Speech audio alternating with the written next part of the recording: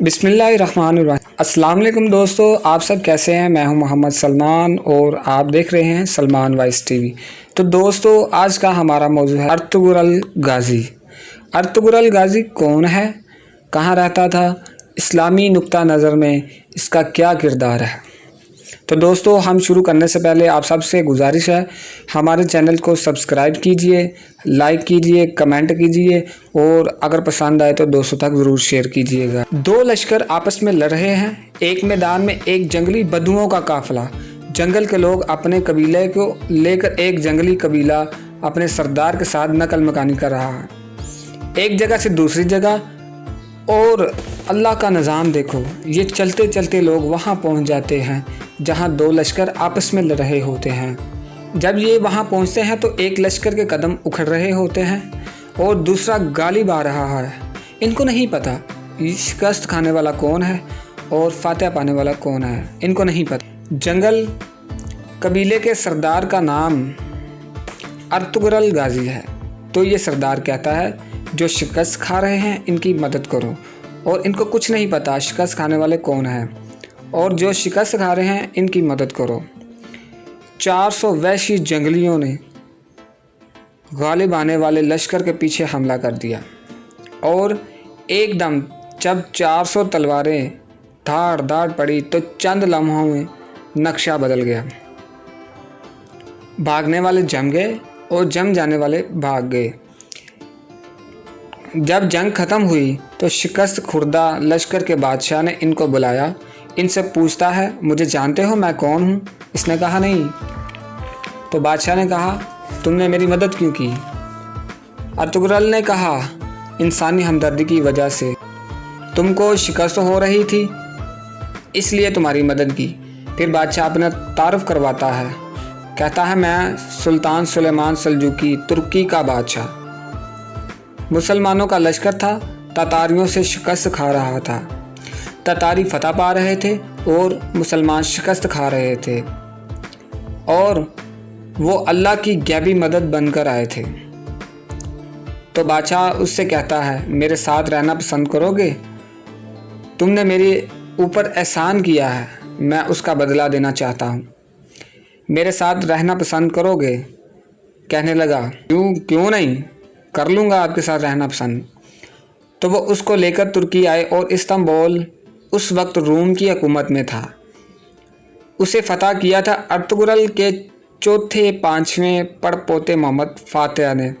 तो ये इस्तांबुल है, ये तुर्की है, इसके बीच में एक छोटा सा गांव है। यहाँ एक जागीर है। तो सुल्तान सुलेमान कहता है, ये जागीर तुझे वक्फ करता हूँ। इधर से रूमी मुझे तंग करते हैं हमले कर करके, तू मेरा दिफा करते रहना। ये जागीर तेरी हुई। फिर उस जागीर में इसने अपने काफ़िले को आबाद कर लिया और फिर एक छोटी सी हुकूमत बना ली, जो कि एक सूबा समझ लो। सुल्तान सुलेमान सल्जूकी की हुकूमत का एक छोटा सा सूबा। वहाँ जब ये रह पड़े तो फिर ये एक शेख के बैत हो गया। वहाँ शेख तरीक़त है, इनका ये बैत होने जाता है। वो उसको रात अपने पास ठहराते हैं, उनके कमरे में उनको उनका खादम ठहराता है। तो ये जब कमरे में पहुँच जाता है तो सामने दीवार में ताकचे पर कुरान पड़ा है। तो ये अर्तुगरुल देख के कहता है, ये क्या है। तो वो खादम कहता है, ये किताबुल्लाह है, अल्लाह का कुरान है। वो खादम उसको वहाँ छोड़ के बाहर चला जाता है।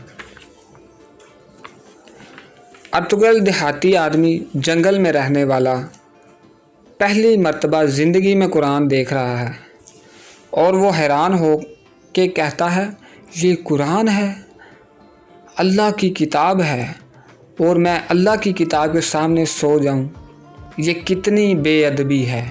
तो उसने ऐसे कुरान उठाया और ऐसे अपने सर पर रख लिया और खड़ा हो गया। सारी रात खड़ा, कुरान सर पर रख के खड़ा रहा। रात के पिछले पहर उसको ख्वाब आता है। खड़े खड़े यूं खड़ा है, उसको ख्वाब आता है।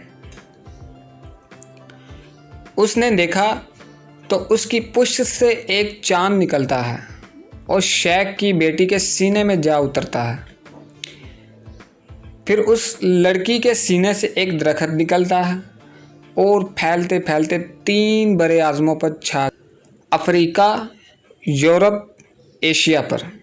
پھر اس کی آنکھ کھل گئی اور وہ پھر ایسے کھڑا ہوا اور اس نے یہ خواب اپنے شیخ کو سنایا تو انہوں نے اپنی بیٹی اس کے نکاح میں دے دی۔